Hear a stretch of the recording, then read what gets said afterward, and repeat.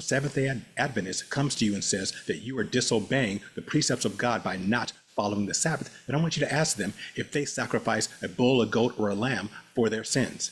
If they don't, they're disobeying the law. Do they eat shellfish and pork? Do they consider themselves, if they're female, ceremonially unclean during their menstrual cycle, or their wife or their daughter ceremonially unclean? If they don't do anything, if they have an open wound, do they go wash in the river?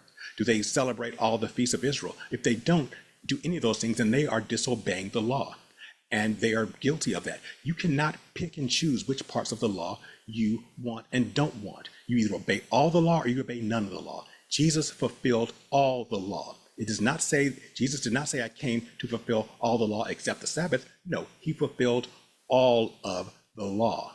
And if you believe he didn't, then you believe he lied. And furthermore, you don't have to take my word for it. Just look at the Bible itself. In the book of Acts, you have the Council of Jerusalem, where this very question came up.